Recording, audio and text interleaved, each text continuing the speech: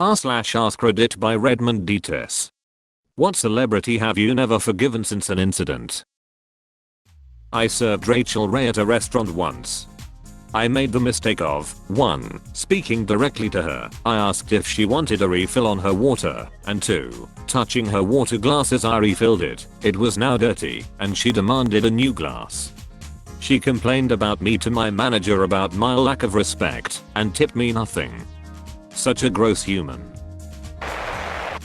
Early 90s, I was a kid. I was trying to get a soda at a car dealership when my dad was trying to get his car fixed. I didn't know they had raised the prices, and I was a nickel short.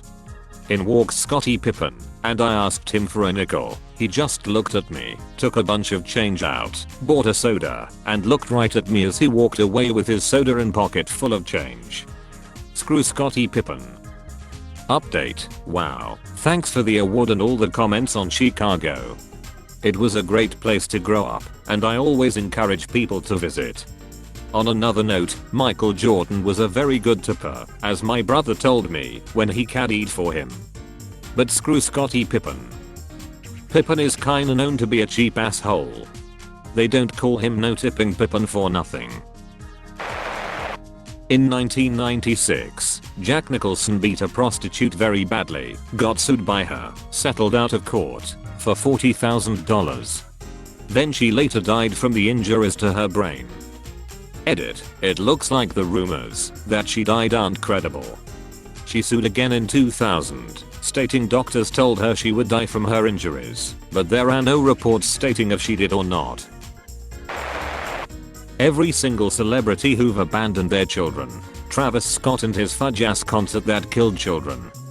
And obviously Chris Brown, who over the past 10 years is averaging more than one abusive incident with women per year. Chris Brown. Screw that guy. Danny Masterson and friends. Bill Cosby. Neil Gaiman. Jimmy Savile. Rolf Harris. And other child molesters. Woody Allen. You don't just marry your adopted daughter and expect the world to just go with it. Noam Chomsky. I have a bunch of his books and followed him pretty thoroughly since 1995 for his critiques of political power and his work in linguistics. Imagine my surprise when he's been in several fairly personal and detailed email exchanges with Jeffrey Epstein, in addition to some photos of him yucking it up with Epstein and Steve Bannon. Oprah, who introduced the world to Dr. Phil and Dr. Oz. All those years we thought Vince McMahon played an evil sleazy narcissistic CEO on TV. Turns out he's actually just an evil sleazy narcissistic CEO in real life, with a side of rapist. Serena Williams lost in the United States Open final and ruined the trophy ceremony for her opponent, 20-year-old Naomi Osaka, who had just won her first major title in her career. Serena's tirade on the mic during her speech, when she received her second place trophy, led to making Osaka cry and apologize to the crowd for winning. Was supposed to be the biggest moment of Osaka's life, and Serena selfishly ruined it. I was hoping for more personal examples. Ex-CEO of eBay, Yahoo, and the first female engineer at Google, Marissa Mayer, called me a whore during a presentation at TechCrunch Disrupt in 2011.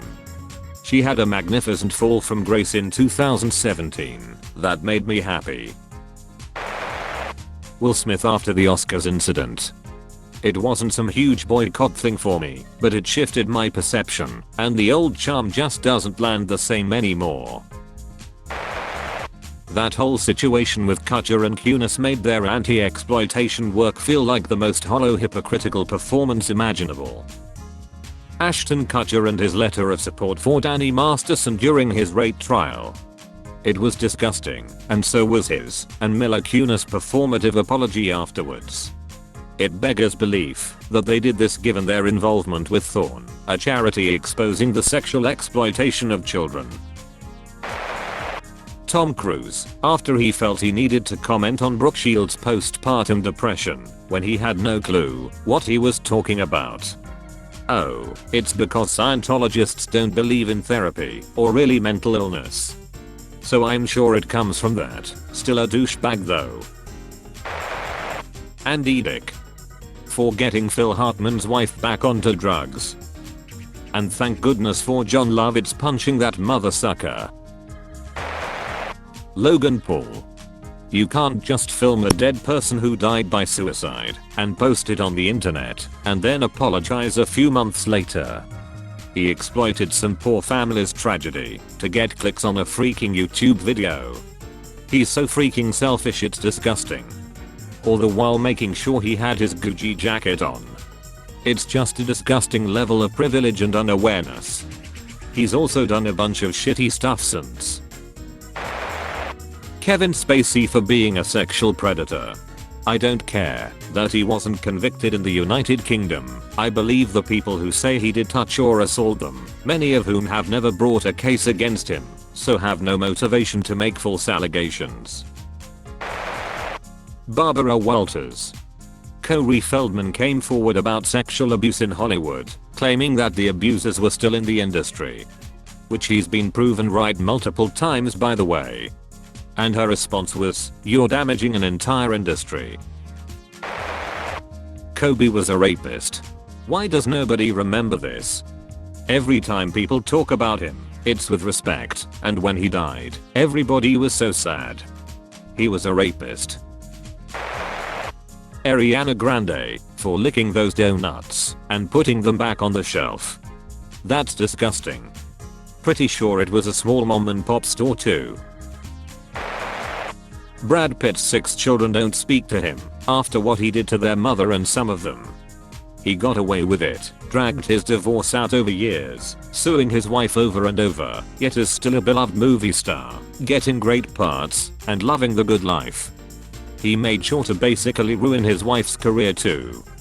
I can't watch some of my favorite movie because that monster is in them. Chrissy Teigen and her old tweets. Neil Patrick Harris with the Amy Winehouse cake that looked like her corpse. Who the hell does that? R. Kelly. I don't care where I am, if one of his songs comes on, I'm out. Can't separate the art from the person anymore. Pete Townsend broke my heart. I was a big fan until he got arrested for CP. He beat the charges, said he was doing research. Freaking scumbag. I still like the songs, but screw that guy. Edit, taken out of the context of he was doing this for research. I have looked at child porn sites maybe 3 or 4 times in all, the front pages, and the previews, he told The Sunday, but I have only entered once using a credit card, and I have never downloaded. Jack Black. The incident was that he and Kyle checked into the hotel I was working at in 1999 at about 3 AM and needed help with their luggage. With a limited staff, I helped Jack Black, and the security guard helped Kyle. Jack Black was rude, surly, and demanding. He was a complete jerk to me. Barely spoke, I get that, it was 3 AM, no tip, and when he did speak, he wanted me to leave the luggage cart in his room with all his stuff on it. We only had 6 carts for 250 plus rooms, so we can't allow that. When I tried to explain that to him, he got mad at me, like it was my personal policy, and not the hotel's. Until that day, I had been a fan. Now every time I see him in something, I just remember what a jerk he was to me. 0 out of 10, don't meet your heroes. On the other side of things, I also met Martin Short while working in a different hotel a decade later, and he was an absolute delight. Charming, funny, and kind. 10 stars.